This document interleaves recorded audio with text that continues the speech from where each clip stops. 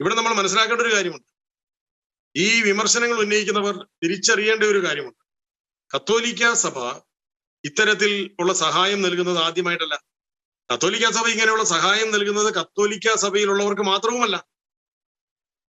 കത്തോലിക്ക സഭ നൽകിയിട്ടുള്ള ചാരിറ്റി പ്രവർത്തനങ്ങളുടെ, സാമ്പത്തിക സഹായങ്ങളുടെ, സേവന മേഖലകളുടെ കണക്കെടുക്കട്ടെ ഈ ചാനലുകൾ.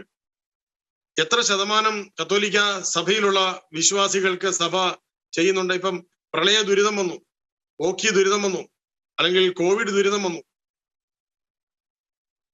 കോടിക്കണക്കിന് രൂപയുടെ സാമ്പത്തിക സഹായം കത്തോലിക്ക സഭ നൽകിയിട്ടുണ്ട്. എല്ലാം കത്തോലിക്ക കുടുംബങ്ങളെ തെരഞ്ഞു പിടിച്ച് മാത്രമാണോ കൊടുത്തിട്ടുള്ളത് എന്ന് ഈ ചാനലുകൾ പഠനം നടത്തട്ടെ, അന്വേഷിക്കട്ടെ. അത് തുറന്നു പറയാനുള്ള ചങ്കൂറ്റമുണ്ടോ മാതൃഭൂമി ചാനലിന്? കത്തോലിക്ക സഭ നൽകിയിരിക്കുന്ന സേവനങ്ങൾ സ്വീകരിച്ചവർ കത്തോലിക്കര് മാത്രമാണോ എന്ന് അന്വേഷിച്ച് ആ സത്യം തുറന്നു പറയാനുള്ള ചങ്കൂറ്റമുണ്ടോ മാതൃഭൂമി ചാനലിന്? അത് അന്വേഷിച്ച് വരുമ്പോൾ നിങ്ങൾ ഞെട്ടും. കാരണം കത്തോലിക്കരല്ല, കത്തോലിക്ക വിശ്വാസികളല്ല, അല്ലെങ്കിൽ ക്രൈസ്തവ വിശ്വാസികളല്ല കത്തോലിക്ക സഭയുടെ സേവന മേഖലയിൽ നിന്ന് നന്മ സ്വീകരിച്ചിരിക്കുന്നത്. അങ്ങനെ ഒരിക്കലും തരംതിരിവ് പുലർത്തിക്കൊണ്ട് സേവനം ചെയ്യുന്ന ഒരു മതവിശ്വാസത്തിന്റെ ആൾക്കാരല്ല ക്രൈസ്തവ സമൂഹം.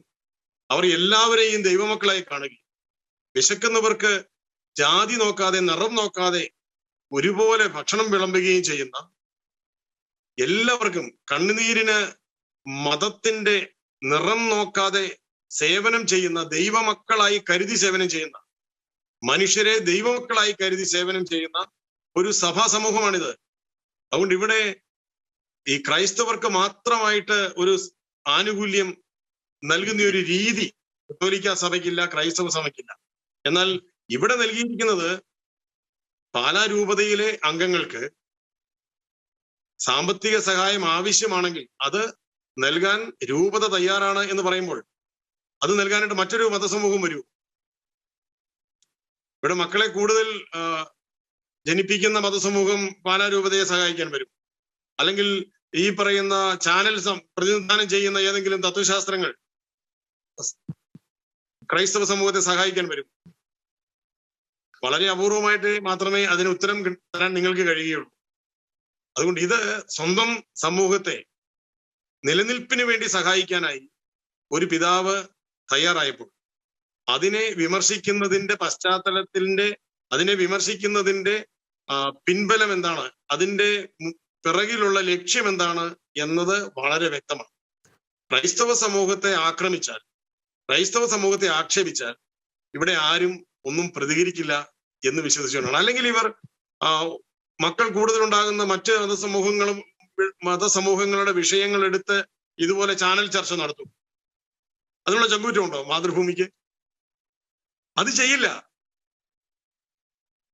അത് ചെയ്തിട്ട് ചർച്ച നടത്തിയിട്ട് അവർ വീട്ടിലെത്തുമെന്ന് അവർക്ക് ഉറപ്പില്ല അത്തരത്തിലുള്ള വിഷയങ്ങൾ ചർച്ച ചെയ്താൽ. പക്ഷേ ക്രൈസ്തവ സമൂഹത്തിന്റെ ഏതെങ്കിലും സതുദ്ദേശപരമായ വിഷയങ്ങളെ പോലും തെറ്റായി വ്യാഖ്യാനിച്ച്, ദുർവ്യാഖ്യാനം ചെയ്ത് പൊതുസമൂഹത്തിൽ ക്രൈസ്തവ സമൂഹത്തിന്റെ സൽപ്പേരും സതുദ്ദേശവും വികൃതമായി അവതരിപ്പിക്കുവാനുള്ള ഇത്തരത്തിലുള്ള മാധ്യമ അജണ്ടകൾ ക്രൈസ്തവ സമൂഹത്തിന് മനസ്സിലാകുന്നുണ്ട്, കേരളത്തിലെ പൊതുസമൂഹത്തിന് മനസ്സിലാകുന്നുണ്ട്. അതുകൊണ്ട് ഇത് തുടരരുത് എന്നതാണ് എന്റെ എളിയൊരു അഭ്യർത്ഥന. തീർച്ചയായും സതുദ്ദേശപരമായ ഒരു സമൂഹം, ഒരു സഭാധ്യക്ഷൻ പ്രവർത്തിക്കുമ്പോൾ അതിന്റെ നന്മയെ പ്രശംസിക്കേണ്ടതിന് പകരം ഇത്തരത്തിൽ വികൃതമായി അവതരിപ്പിക്കുന്ന നടപടിയുടെ ദുരുദ്ദേശം മനസ്സിലാക്കാനുള്ള സാമാന്യ ബോധം കേരളത്തിലെ ക്രൈസ്തവർക്കെന്നല്ല പൊതുസമൂഹത്തിൽ എല്ലാവർക്കും ഉണ്ട് എന്നാണ് എന്റെ